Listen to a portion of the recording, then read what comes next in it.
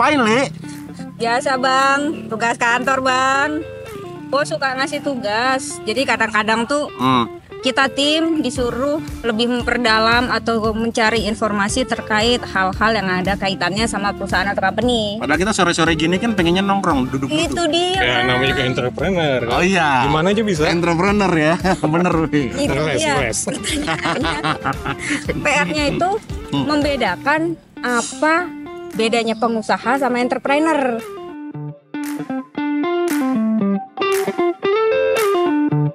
Jadi gini loh, entrepreneur sama pengusaha itu istilah-istilah yang orang-orang emang suka menyamakan, gitu kan. Ada benernya juga, tapi kemudian per definisi ada hal-hal yang emang sebenarnya membedakan. Sebenarnya ada.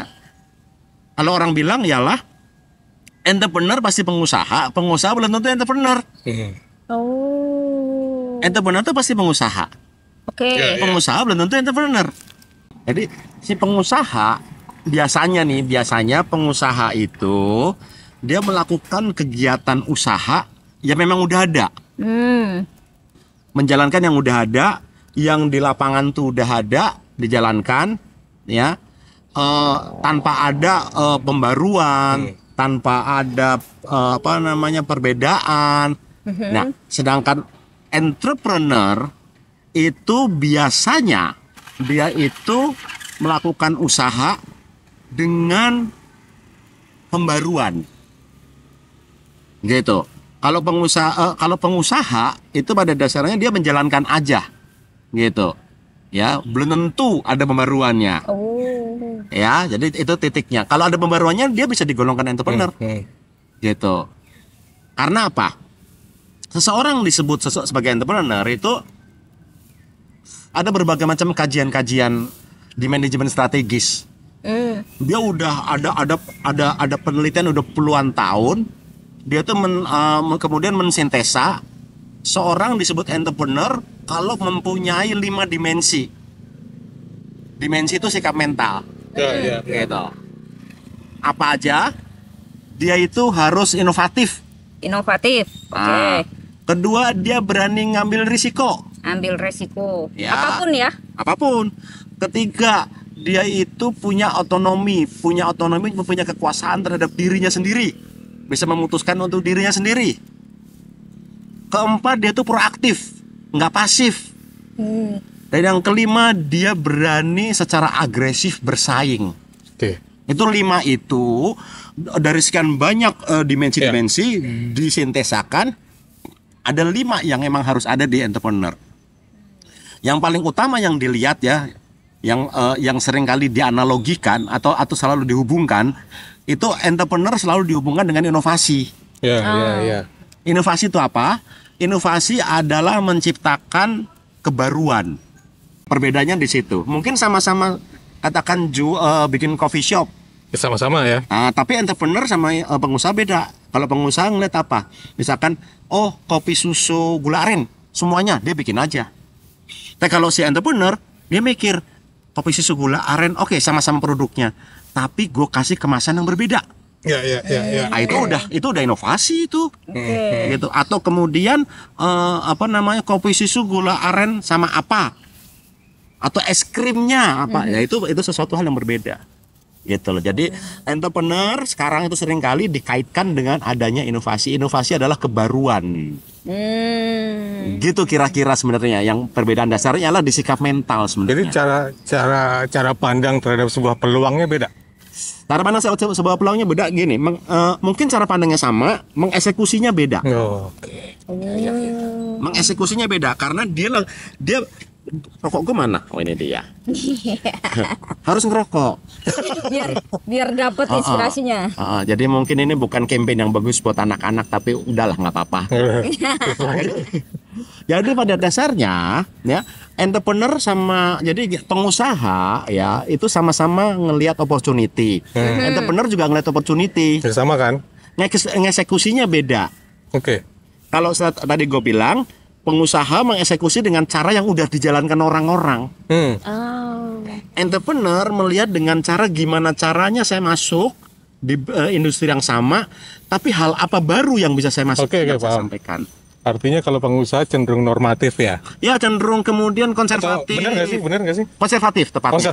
Konservatif. Oke. Gitu loh. Jadi kemudian dia entah itu nggak mau melakukan pembaruan atau nggak berani melakukan pembaruan. Berarti bisa disebut pengusaha itu mitu dong. Bisa mitu, Oke. bisa juga mitu. Karena entrepreneur itu juga pada dasarnya dibagi 3. Oh, Ya. ada pembaginya lagi. Ada yang namanya replikatif entrepreneur, itu mitu. Ya. Ada necessity entrepreneur, itu orang tuh ya mau nggak mau dia bikin usaha karena emang butuh duit, mengelamar kerja kemana-mana nggak dapet, sementara anaknya perlu minum susu, udah dia bisnis apa aja. Oh. Ada innovative entrepreneur. Nah ini entrepreneur atau pengusaha Indonesia, UMKM Indonesia, brand lokal Indonesia harusnya mengarah ke innovative entrepreneur. Kenapa seperti itu? Sebenarnya istilah entrepreneur itu istilah lama. Ya, ada tokoh ekonomi namanya Joseph Schumpeter tahun 40-an. Itu ngomong udah mengeluarkan istilah entrepreneur. Ya, dia ngomong bahwa entrepreneur ini menjadi motor bagi kemajuan perekonomian suatu negara. Kenapa? Karena di dalamnya ada unsur inovasi. Ya. Gitu kira-kira Wi. Ini kan antara tadi bilang ya pengusaha ini entrepreneur gitu ya. Berarti ada sebenarnya kan dua kamar yang beda nih. Ya kan? Tapi kalau kita tarik ke atas ada ininya dong. Ada benang merahnya. Benang merahnya. Ada benang merahnya. Tadi yang gue bilang, entrepreneur pasti pengusaha belum tentu entrepreneur. Ya. Gitu. Oke. Ya, karena itu apalagi zaman sekarang nih, Benar. zaman VUCA. Ya, VUCA itu vulnerable, uncertain, terus kemudian complexity-nya penuh complexity dan ambiguity mendua. Ya. Intinya apa? Ketidakpastian. Sekarang tuh isinya apa di dunia industri global itu ketidakpastian semuanya. Kunci untuk mengatasi ketidakpastian adalah daya inovasi.